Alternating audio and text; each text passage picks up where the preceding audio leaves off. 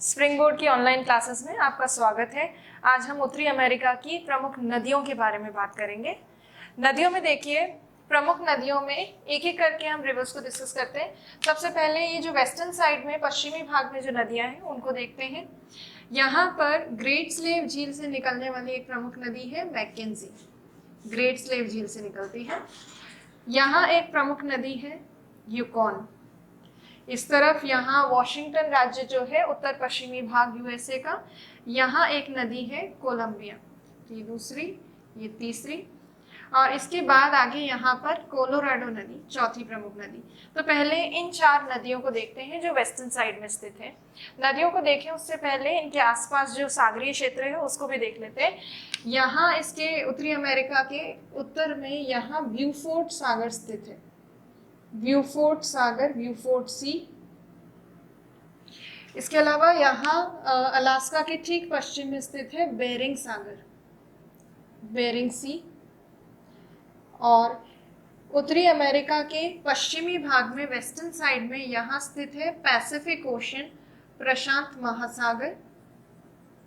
और ये जो है यहाँ ये वाला भाग, ये है कैलिफोर्निया की खाड़ी, गल्फ ऑफ कैलिफोर्निया, ये वाला जो भाग है गल्फ ऑफ कैलिफोर्निया। इसके अलावा यहाँ मैक्सिको की खाड़ी स्थित है, gulf of Mexico, of Mexico. यहाँ कैरेबियन सागर स्थित है, कैरेबियन सी। ये पूरा अटलांटिक महासागर है, अटलांटिक ओशन।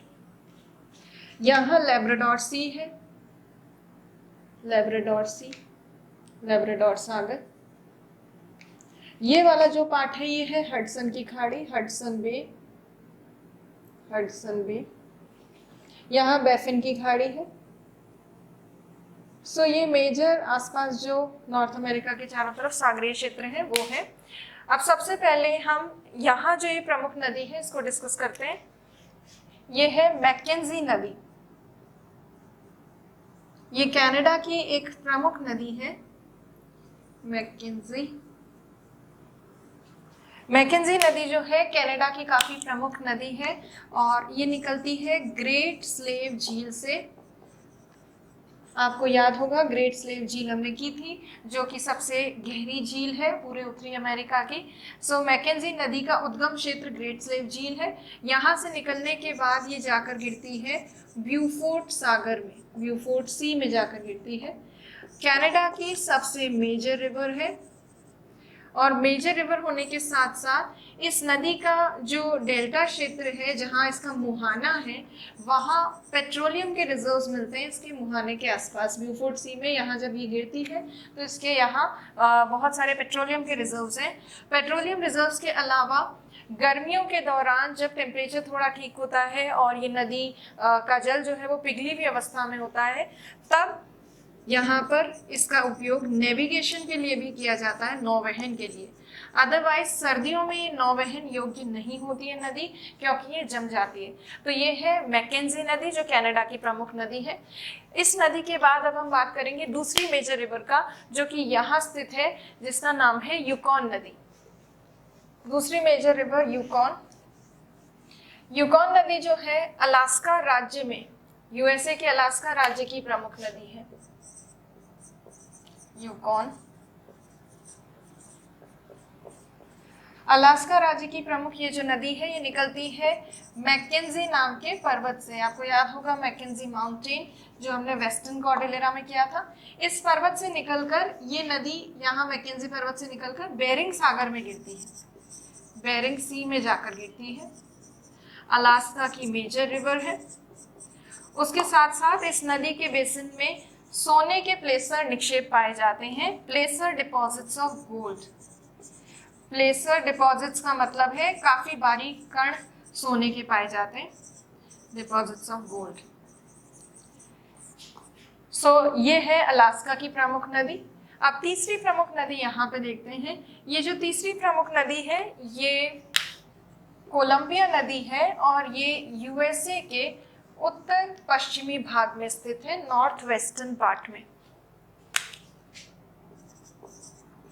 और ये जो कोलंबिया नदी है इसका उद्गम होता है रॉकी माउंटेन से, और रॉकी पर्वत से निकलकर और आगे जाकर ये गिरती है पैसिफिक ओशन में। यहाँ पर आपको याद होगा जब हमने पठार किए थे प्लाटो, तो पठारों में हमने कोलंबिया का पठार किया था, और कोलंबिया के पठार पर बहती है ये कोलंबिया नदी, जिसके आधार पर उस पठार का नाम रखा गया है। और वो पठार करते समय, प्लाटो करते समय हमने ये भी डिस्कस किया था कि स्नेक रिवर जो है वो कोलंबिया नदी की एक प्रमुख सहायक नदी है, ये वही कोलंबिया रिवर है। तो कोलंबिया रिवर रॉकी माउंटेन से निकलकर पैसिफिक ओशन में गिरती है, और ये वॉशिंगटन जो स्टेट है, वॉशिंगटन राज्य यूएसए का, उसकी प्रमुख नदी है। और इस नदी की प्रमुख सहायक नदी स्नेक है। उसके अलावा जो भी उत्तरी अमेरिका की या यूएसए की मेनली जो भी रिवर्स पैसिफिक ओशन में गिरती हैं, उनमें ये सबसे लंबी और प्रमुख नदी है, पैसिफिक ओशन में गिरने वाली सबसे प्रमुख। बाकी अदरवाइज पूरे नॉर्थ अमेरिका की सबसे लंबी की बात करें तो वो मिसिसिपी नदी है। तो ये जो नदी है ये इसलिए भी इम्पॉर्टेंट है क्योंकि इस पे एक मेजर डैम स्थित है जिसे कहते हैं grand coolie dam. Grand coolie जो डैम है, ग्रैंड कूली बांध, ये इसलिए इम्पॉर्टेंट है क्योंकि एक तो ये उत्तरी यूएसए का सबसे मेजर जल विद्युत उत्पादन करने वाला बांध है, सबसे बड़ा और प्रमुख। उसके साथ साथ ये विश्व का सबसे बड़ा कंक्रीट बांध भी है। और ये न्यूज़ में भी रहा था जब इंडिया में एक बांध का इनॉग्रेशन किया गया था। आपको याद होगा सरदार सरोवर जो बांध है वो दूसरा सबसे बड़ा कंक्रीट डैम है, और ये ग्रैंड कूली पहला सबसे बड़ा कंक्रीट बांध है। तो ये हो गई कोलंबिया रिवर। कोलंबिया नदी के बाद अब हम बात करेंगे चौथी प्रमुख नदी की, जो कि यहाँ है। ये चौथी प्रमुख नदी जो है इसका नाम है कोलोराडो नदी। कोलोराडो नदी। अब ये कोलोराडो नदी कहाँ से निकलती है और कहाँ गिरती है वो देखिए। रॉकी पर्वत से निकलती है ये नदी, और रॉकी माउंटेन से निकलकर यहाँ पर ये गल्फ ऑफ कैलिफोर्निया वाले क्षेत्र में आकर गिरती है।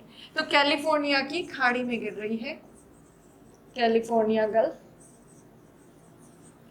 और ये जो नदी है ये भी एक पठारी क्षेत्र पर बहती है। आपको याद होगा हमने कोलोराडो पठार भी किया था, तो ये उसी कोलोराडो पठार पर बहते हुए जाती है। आपको याद होगा कोलोराडो पठार पर ये कोलोराडो नदी ग्रैंड कैनियन नाम के एक विशाल, एक बड़ी सी जो घाटी है उसका निर्माण करती है। तो ग्रैंड कैनियन का निर्माण कोलोराडो नदी करती है, ये एक इम्पॉर्टेंट पॉइंट है। उसके अलावा इसमें डैम की बात करें तो इसमें एक हूवर नाम का डैम है, और इस हूवर नाम के बांध के कारण यहाँ एक जलाशय बनता है, हूवर डैम।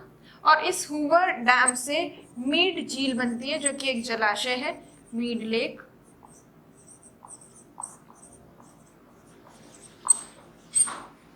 तो कुल मिलाकर अगर देखें तो रॉकी पर्वत से निकलकर कैलिफोर्निया की खाड़ी में गिरने वाली ये नदी ग्रैंड कैनियन नामक विशाल एक घाटी का निर्माण करती है। हूवर बांध स्थित है जिससे मीड जलाशय यहाँ बनता है। इस पर्टिकुलर एरिया में आपको याद होगा डेजर्ट है, मोहावे और सोनोरन। खासतौर पर मोहावे मरुस्थल वाला जो क्षेत्र है उस मोहावे मरुस्थल की ये प्रमुख नदी है। तो पश्चिमी मरुस्थलीय क्षेत्र की प्रमुख नदी है कोलोराडो नदी। अब कोलोराडो नदी, हम ये 4 नदियां कर चुके हैं, मैकेंजी, यूकॉन, कोलंबिया और कोलोराडो। बाकी डिफरेंट रिवर्स अभी हम देखते हैं। अब देखिए जो ईस्टर्न साइड की मेजर रिवर्स है उसमें है यहाँ यूएसए और मैक्सिको के बॉर्डर रीजन से पे बहने वाली यहाँ एक नदी है जिसका नाम है रियो ग्रैंड, 5th रिवर ये करेंगे हम। उसके अलावा मिसिसिपी नदी जिसकी एक प्रमुख सहायक नदी है मिसूरी, टेनेसी वादी, इसको हम करेंगे 6th रिवर। फिर न्यूयॉर्क स्टेट की एक मेजर रिवर है हडसन, उसको भी डिस्कस करेंगे। और ओंटारियो झील से निकलने वाली सेंट लॉरेंस नदी, उनको भी देखेंगे। तो ईस्टर्न साइड की जो रिवर्स है 5, 6, 7, 8, इनको हम एक एक करके डिस्कस करेंगे। सबसे पहले इस नदी को देखिए जो मैक्सिको और यूएसए के बॉर्डर रीजन पे है। ये जो नदी है इसका नाम रियो ग्रैंड है। इस रियो ग्रैंड नदी को रियो ग्रांडे भी लिखा होता है कहीं पर, बट ये मेनली रियो ग्रैंड है। रियो ग्रैंड नदी का उद्गम भी रॉकी माउंटेन से होता है, और रॉकी पर्वत से निकलकर ये नदी जाकर गिरती है गल्फ ऑफ मैक्सिको में, मैक्सिको की खाड़ी में। और ये जो नदी है रियो ग्रैंड, मैक्सिको की खाड़ी में गिरती है और ये बहती है यूएसए और मैक्सिको के बॉर्डर रीजन से। ये बॉर्डर रीजन वाली जो रिवर्स है ये प्री वगैरह में पूछी जा सकती है। तो यूएसए मैक्सिको के सीमा क्षेत्र पर बहने वाली नदी है। इसकी एक प्रमुख सहायक नदी है जिसका नाम है पेकोस। तो रियो ग्रैंड एक मेजर रिवर है, मैक्सिको और यूएसए दोनों के बीच में, दोनों द्वारा शेयर की जाती है। अब नेक्स्ट जो रिवर है, सबसे इंपॉर्टेंट रिवर, पूरे नॉर्थ अमेरिका की सबसे इंपॉर्टेंट रिवर, जो कि है मिसिसिपी, और इसे सम्मिलित रूप से कहा जाता है मिसिसिपी मिसौरी नदी तंत्र। Mississippi river.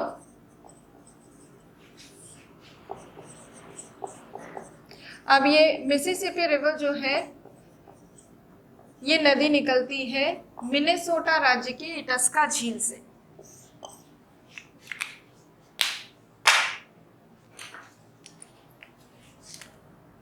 यूएसए का सुपीरियर झील जो है उसके पास एक राज्य है मिनेसोटा। उस मिनेसोटा स्टेट में, राज्य में एक झील है इटस्का नाम की। उस इटस्का झील से इस नदी का उद्गम होता है और इटस्का झील से निकलकर ये पूरी यूएसए के काफी बड़े भाग में बहती है। आपको याद होगा यूएसए के उत्तरी भाग में सुपीरियर झील, उत्तर से लेकर ये दक्षिण में मैक्सिको की खाड़ी तक जाती है ये नदी। तो काफी लंबी है, यूएसए के उत्तरी भाग से दक्षिणी भाग तक विस्तृत है। अब ये जो नदी है इसकी एक प्रमुख सहायक नदी है जिसका नाम है मिसौरी। और मिसौरी नदी जो है, जो इसकी प्रमुख सहायक नदी है, ये निकलती है रॉकी पर्वत से, और रॉकी माउंटेन से निकलने वाली ये नदी आकर मिलती है मिसिसिपी से। मिसिसिपी और मिसौरी जब दोनों मिल जाती हैं तो उसे कहते हैं मिसिसिपी मिसौरी नदी तंत्र। ये विश्व का चौथी सबसे लंबी नदी तंत्र है, मिसिसिपी और मिसौरी। तो मिसिसिपी मिसौरी मिलकर फोर्थ लॉन्गेस्ट रिवर सिस्टम बनाती है वर्ल्ड का, और नॉर्थ अमेरिका में तो ये लॉन्गेस्ट है, सबसे लंबी है। और ये जो मिसिसिपी रिवर है ये पूर्ण रूप से यूएसए में बहती है। मिसिसिपी नदी जो है इसकी अन्य प्रमुख सहायक नदियां भी हैं। मिसौरी तो है ही सबसे मेजर, इसके अलावा भी रिवर्स है, जैसे कि टेनेसी रिवर। टेनेसी नदी जो है ये फेमस है, ये आपको याद होगा जब हमने इंडियन ज्योग्राफी की थी। इंडिया की जो दामोदर नदी घाटी परियोजना है वो टेनेसी नदी घाटी परियोजना पर आधारित है, टेनेसी रिवर वाली प्रोजेक्ट पर बेस्ड है। इसके अलावा इसकी एक और प्रमुख सहायक नदी है जिसको कह सकते हैं ओहायो रिवर। ये भी एक प्रमुख सहायक नदी है इसकी, मिसिसिपी नदी की। मिसिसिपी नदी जो है ये डेल्टा बनाने के बाद गल्फ ऑफ मैक्सिको में गिरती है, मैक्सिको की खाड़ी में। इसका जो डेल्टा क्षेत्र है ये डेल्टा बनाती है पक्षी के पंजे के आकार का, ऐसे बर्ड फुट शेप का जो डेल्टा है वो बनाती है ये। तो ये पक्षी के पंजे के आकार का बर्ड फुट डेल्टा बनाती है। और इसका जो डेल्टा क्षेत्र है, आपको याद होगा हमने जो मैदानों में डिस्कस किया था कि मिसिसिपी नदी के डेल्टा क्षेत्र में कृषि की जाती है, और मेनली जो एग्रीकल्चर होता है वो किस किस का किया जाता है, कपास का, तंबाकू का, चावल का, इन सब का उत्पादन इस पर्टिकुलर क्षेत्र में किया जाता है। तो मिसिसिपी का डेल्टा रीजन जो है वो काफी फर्टाइल है। तो कुल मिला के मिसिसिपी नदी जो है पूर्ण रूप से यूएसए में बहने वाली और नॉर्थ अमेरिका की सबसे लंबी और सबसे प्रमुख नदी है। यूएसए में नॉर्थ से साउथ तक जा रही है, इसलिए नेविगेशन, नौवहन के लिए भी काफी इंपॉर्टेंट है। तो ये एक मेजर रिवर हो गई। अब मिसिसिपी नदी के बाद हम ये जो 6th रिवर ये कर चुके हैं, 7th रिवर देखेंगे जो कि है हडसन नदी। अब हडसन नदी जो है ये न्यूयॉर्क स्टेट की काफी प्रमुख नदी है, और ये कहाँ से निकलती है, कहाँ जाती है वो देखिए।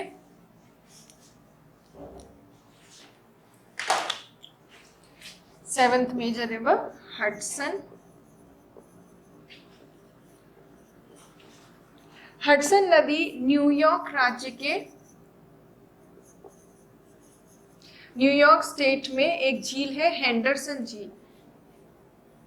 हेंडरसन झील से निकलती है, हेंडरसन लेक से। हेंडरसन और हेंडरसन झील से निकलकर, और ये जो नदी है 7th नंबर, ये न्यूयॉर्क स्टेट से निकलकर और अटलांटिक ओशन में जाकर गिरती है, अटलांटिक महासागर में। न्यूयॉर्क राज्य की काफ़ी प्रमुख नदी है और न्यूयॉर्क जो शहर है, सिटी, वो भी इसी नदी के किनारे स्थित है। जब भी किसी नदी के किनारे कोई प्रमुख शहर या मेजर औद्योगिक केंद्र वगैरह स्थित होता है तो वो नदी जो है वो धीरे धीरे काफ़ी ज़्यादा प्रदूषित हो जाती है। तो ये जो नदी है ये बहुत ज़्यादा प्रदूषित हो चुकी है, विश्व की सबसे प्रदूषित नदियों में से एक है। ये हडसन रिवर, अगर आपको याद हो, जब हमने ग्रेट लेक्स किया था तो ग्रेट लेक्स में हमने ईरी नहर की बात की थी। ईरी झील जो है उससे, ईरी नहर के माध्यम से ईरी झील को और इस हडसन नदी को जोड़ा गया है। तो ईरी कैनाल बनाई गई है, नहर, और ये जो ईरी नहर है ये जोड़ती है ईरी झील को हडसन नदी से, और ईरी झील और हडसन नदी जुड़ जाते हैं। उससे क्या होता है कि ग्रेट लेक्स को, महान झीलों को कनेक्टिविटी मिलती है अटलांटिक ओशन में। हालांकि अटलांटिक ओशन की कनेक्टिविटी ग्रेट लेक्स की पहले से है, क्योंकि सेंट लॉरेंस नदी अटलांटिक ओशन वाले क्षेत्र में ही जाकर गिर रही है। परंतु अगर यूएसए के पॉइंट ऑफ व्यू से देखें तो उत्तरी अमेरिका में यूएसए वाला जो साइड है उसमें हडसन नदी एक बहुत मेजर रिवर है, और यूएसए वाली साइड की जो ग्रेट लेक्स का जो भी नौवहन होता है उसको डाइवर्ट करके हडसन नदी के माध्यम से न्यूयॉर्क से होते हुए अटलांटिक ओशन के माध्यम से आगे भेजे जाती हैं सामान। सो ओवरऑल देखें तो हडसन रिवर न्यूयॉर्क स्टेट के लिए, यूएसए के लिए काफी मेजर इंपॉर्टेंट रिवर है। नेक्स्ट जो रिवर है वो है सेंट लॉरेंस रिवर, जो कि हमारी 8वीं और लास्ट प्रमुख रिवर है, सेंट लॉरेंस रिवर, ये रही। अब ये सेंट लॉरेंस रिवर जो है ये कहाँ से निकलती है? महान झीलों में ओंटारियो झील जो हमने की थी, ये ओंटारियो झील से निकलती है, और जिस क्षेत्र में जहां ये जाकर गिरती है, ये वाला भाग, ये वास्तव में सेंट लॉरेंस नदी के नाम से ही इसका नाम रखा गया है, सेंट लॉरेंस की खाड़ी है। सो गल्फ ऑफ सेंट लॉरेंस में ही जाकर ये नदी गिरती है, Saint Lawrence 8th major river. तो ये जो सेंट लॉरेंस नदी है सेंट लॉरेंस की खाड़ी में ही गिरती है। ये यूएसए और कनाडा के बॉर्डर रीजन में बहती है, और क्योंकि ये महान झीलों से कनेक्टेड है, महान झीलों से ही निकल रही है, इसीलिए महान झीलें और ये नदी मिलकर एक व्यस्ततम और यूएसए, उत्तरी अमेरिका के सबसे बड़े नौवहन तंत्र का, नेविगेशन सिस्टम का निर्माण करती है। तो ये काफ़ी मेजर नेविगेशन सिस्टम बनाती हैं, ये नदी और वो झीलें मिलकर उत्तरी अमेरिका के सबसे व्यस्ततम और बड़े नौवहन तंत्र का निर्माण करती है। जहां ये नदी गिरती है वहां पर फिशिंग के लिए फेवरेबल कंडीशंस है, मत्स्य उद्योग काफी ज्यादा प्रचलित है। आपको याद होगा जब हमने ओशन करंट्स की थी तो न्यू फाउंडलैंड द्वीप के पास ग्रैंड बैंक नामक मत्स्य केंद्र है। तो न्यू फाउंडलैंड आइलैंड जो है वो सेंट लॉरेंस के मुहाने के ठीक पास में ही है, तो फिशिंग के लिए, मत्स्य के लिए काफी इंपॉर्टेंट है ये। अब ये जो सेंट लॉरेंस नदी है ये नदमुख बनाती है। नदमुख का मतलब है ये नदी जो है ये अवसाद इकट्ठे नहीं करती है, डेल्टा नहीं बनाती, बिना सेडिमेंट्स डिपॉजिट किए सीधे जाकर सागर में गिरती है। तो ये नदमुख का निर्माण करती है, और विश्व में सबसे बड़े नदमुख का निर्माण, लार्जेस्ट एस्चुरी का फॉर्मेशन ये नदी करती है, सेंट लॉरेंस। तो सेंट लॉरेंस नदी नेविगेशन के लिए इंपॉर्टेंट, बॉर्डर बनाती है यूएसए कनाडा के बीच में, और उसके साथ साथ सबसे बड़े नौवहन तंत्र, सबसे बड़े नदमुख का भी निर्माण करती है। मत्स्य उद्योग होता है इसके मुहाने पर। तो बॉर्डर रीजन पे दो प्रमुख नदियां हमने देखी, यूएसए कनाडा के बॉर्डर रीजन पे सेंट लॉरेंस, और यूएसए और मैक्सिको के बॉर्डर रीजन पे यहाँ पर ये नदी रियो ग्रैंड। उसके अलावा ईस्टर्न साइड की मेजर रिवर्स मिसिसिपी, मिसोरी, इस तरफ हडसन, ये है कोलोराडो नदी, कोलंबिया नदी, यूकॉन नदी, और ये है मैकेंजी नदी। तो ये तो हो गई मेजर रिवर्स। अब जो है नॉर्थ अमेरिका की रिवर्स हम देख चुके हैं, प्लेटो और माउंटेन्स वगैरह हमने पहले वाली क्लासेस में कर लिए। अब कुछ छोटी मोटी चीजें नॉर्थ अमेरिका से रिलेटेड जो प्री वगैरह में शायद पूछ ली जाए वो डिस्कस कर लेते हैं। अब देखिए, एक टर्म होता है स्ट्रेट, जिसे कहते हैं जल संधि, और एक टर्म होता है इस्थमस, इस्थमस जिसे कहते हैं स्थल डमरू। तो पहले तो इन दो टर्म्स को समझते हैं, उसके बाद इन दो टर्म्स को देखेंगे कि मैप में कहाँ कहाँ ये चीजें हैं। तो जल संधि जो है ये किसे कहा जाता है? जल संधि उस जलीय भाग को कहते हैं जो दो स्थलीय भागों को अलग करता है और दो जलीय भागों को जोड़ता है। तो अब इसमें देखिए, मान लीजिए कि ये स्थलीय भाग है, ये भी स्थलीय भाग है, लैंड रीजन, ये लैंड है, ये भी लैंड है, और इन दोनों लैंड्स के दोनों तरफ कुछ सागरीय क्षेत्र है, वाटर रीजन है, ये जल है। तो इस बड़ी जल राशि को इस बड़ी जल राशि से जोड़ने वाला ये सकड़ा सा जो जलीय भाग है, नैरो पैसेज जो है वाटर का, इसको क्या कहते हैं? जल संधि कहते हैं। दो जलीय भागों के बीच में संधि करवाने वाला एक सकड़ा सा जलीय क्षेत्र जल संधि कहलाता है। Strait is a narrow passage which connects two large water bodies. तो ये तो होता है जल संधि, और जल संधि का बिल्कुल ऑपोजिट विपरीत होता है स्थल डमरू। जैसे मान लीजिए ये लैंड है, ये स्थलीय भाग है, और ये एक सकड़ा सा स्थलीय भाग, ये डमरू जैसा जो शेप दिख रहा है, ये लैंड है, ये भी लैंड है, ये भी लैंड है, और इस लैंड मास के दोनों तरफ यहाँ पे जल है और इस तरफ भी जल है। तो स्थल डमरू कहा जाता है उस सकड़े से स्थलीय भाग को, उस नैरो पैसेज ऑफ लैंड को जो दो बड़े लैंड मासेस को कनेक्ट करता है, वह सकड़ा सा स्थलीय भाग जो दो बड़े स्थलीय भागों को जोड़ता है, ऐसे स्थलीय भाग को कहते हैं स्थल डमरू या इस्थमस। स्थल डमरू जो है अक्सर दो महासागरीय क्षेत्र या दो सागरीय क्षेत्रों को अलग करता है, जबकि जल संधि जो है दो स्थलीय भागों को अलग करती है। और जोड़ती किसको है? जलीय भागों को, स्थलीय भागों को अलग करती है। ये स्थलीय भागों को जोड़ता है, जलीय भागों को अलग करता है। अब जो मेजर स्ट्रेट्स हैं और इस्थमस है उसको देखते हैं। नॉर्थ अमेरिका में इस्थमस एक ही इंपॉर्टेंट है, स्थल डमरू एक ही इंपॉर्टेंट है, और वो है नॉर्थ अमेरिका के दक्षिणी भाग में। यहाँ पर साउथ अमेरिका स्टार्ट हो जाता है। तो साउथ अमेरिका और नॉर्थ अमेरिका को जोड़ने वाला यहाँ स्थित है पनामा स्थल डमरू।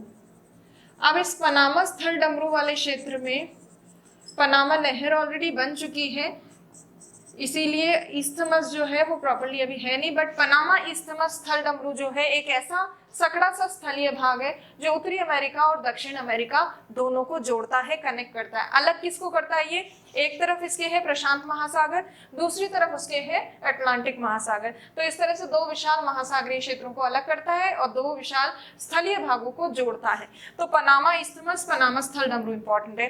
अब हम बात करते हैं जल संधि की और स्ट्रेट्स की। तो जल संधि में अगर हम देखें यहाँ लैंडमास शुरू हो जाता है एशिया वाला, नॉर्थ अमेरिका के नॉर्थ वेस्टर्न पार्ट में। यहाँ साइबेरिया रशिया वाला पार्ट आ जाता है आगे की तरफ, रशिया एशिया वाला पार्ट, और इस रशिया एशिया वाले भाग के और नॉर्थ अमेरिका के बीच में यहाँ एक जल संधि स्थित है।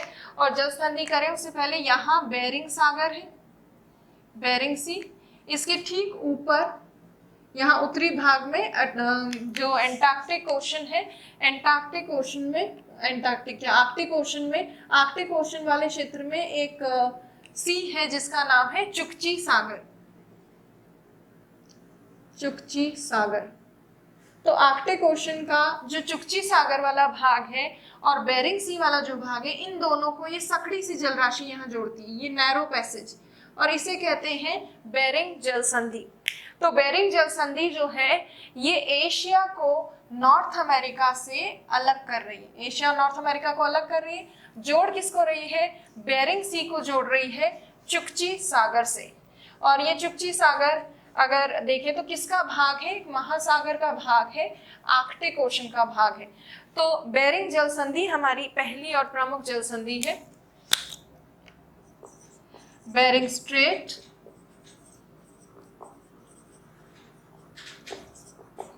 बेरिंग जल संधि, और ये बेरिंग जल संधि जोड़ रही है बेरिंग सागर को चुकची सागर से, अलग कर रही है एशिया को नॉर्थ अमेरिका से। दूसरी प्रमुख जो जल संधि है वो है डेनमार्क जल संधि, डेनमार्क स्ट्रेट। डेनमार्क स्ट्रेट किसको जोड़ रहा है और कहाँ स्थित है? तो यहाँ देखिए आप, ग्रीनलैंड जो द्वीप है, ग्रीनलैंड आइलैंड, उसके ठीक पास में यहाँ एक छोटा सा आइलैंड है जिसका नाम है आइसलैंड। ये यूरोप का आइलैंड है। और ग्रीनलैंड और आइसलैंड के बीच में जो जल संधि है वो है डेनमार्क जल संधि, यहाँ डेनमार्क जल संधि। और डेनमार्क जल संधि जो है लेब्राडोर सागर को जोड़ती है ऊपर आर्कटिक ओशन से। आर्कटिक ओशन, आर्कटिक महासागर को लेब्राडोर सागर से जोड़ती है, ये दूसरे नंबर वाली डेनमार्क जल संधि। और डेनमार्क जल संधि अलग किसको कर रही है? ग्रीनलैंड द्वीप को आइसलैंड से अलग कर रही है। ग्रीनलैंड द्वीप किसका भाग है? उत्तरी अमेरिका का। आइसलैंड द्वीप किसका भाग है? यूरोप का। तो बेसिकली ये जल संधि यूरोप को और नॉर्थ अमेरिका को, इनको अलग कर रही है। इसके अलावा यहाँ पे अगर देखा जाए तो यहाँ पर डेविस जल संधि, आप एटलस में देखिएगा डेविस जल संधि। और जो डेविस जल संधि है ये बैफिन की खाड़ी को, यहाँ बैफिन की खाड़ी है, बैफिन की खाड़ी को जोड़ती है लेब्राडोर सागर से, बैफिन की खाड़ी को लेब्राडोर सागर से। इसी तरह से यहाँ पर हडसन स्ट्रेट है, हडसन जल संधि, जो हडसन की खाड़ी को बैफिन की खाड़ी से जोड़ रही है। उसके अलावा यहाँ पर आपको फ्लोरिडा जल संधि दिखेगी। और फ्लोरिडा जल संधि जो है यहाँ वेस्ट इंडीज वाला जो पार्ट है, क्यूबा जमैका वाला, क्यूबा वाले पार्ट को अलग कर रही है फ्लोरिडा वाले पार्ट से, और जोड़ रही है मैक्सिको की खाड़ी को अटलांटिक ओशन से। जब कोई जल संधि थोड़ा बड़ी हो जाती है या थोड़ा उसका साइज बड़ा होता है तो उसे चैनल कहा जाता है। तो चैनल अगर देखें, एक इंपॉर्टेंट चैनल है यहाँ पर युकाटन चैनल, जल संधि का ही बड़ा भाग। तो युकाटन चैनल जो यहाँ पे स्थित है वो है यहाँ, जो कि क्यूबा और यहाँ मैक्सिको के बीच में स्थित है। तो युकाटन चैनल एक ऐसा जलीय भाग है जो मैक्सिको और क्यूबा को अलग करता है, मैक्सिको की खाड़ी को कैरेबियन सागर से जोड़ता है। तो जल संधियों में कुछ प्रमुख जल संधियां हमने देखी है। सबसे इंपॉर्टेंट जल संधियां जो है वो बेरिंग और डेनमार्क, क्योंकि अगर आप एटलस में देखेंगे इनमें रेड डॉट्स आपको दिखेंगे क्योंकि ये दो मेजर कॉन्टिनेंट्स को अलग करती है। बेरिंग स्ट्रेट जो है वो एशिया और नॉर्थ अमेरिका को अलग करता है। डेनमार्क स्ट्रेट जो है ये यूरोप को और नॉर्थ अमेरिका को अलग करता है। तो इस तरह से ओवरऑल आप पूरे मैप को देखिए, उसके आसपास सागर देखिए, और भी जल संधियां वगैरह जो हैं उनको देखिए। और फिजिकल मैप और पॉलिटिकल मैप दोनों ही इंपॉर्टेंट है एग्जाम पॉइंट ऑफ व्यू से। छोटे मोटे क्वेश्चंस प्री में बन जाते हैं इस तरह के मैप्स में से। तो ओवरऑल हमने नॉर्थ अमेरिका की कई सारी चीज़ें डिस्कस कर ली हैं, और नेक्स्ट जो है आगे कॉन्टिनेंटल ज्योग्राफी जो चल रही है उसको आगे हम डिस्कस करेंगे नेक्स्ट क्लास में। Thank you.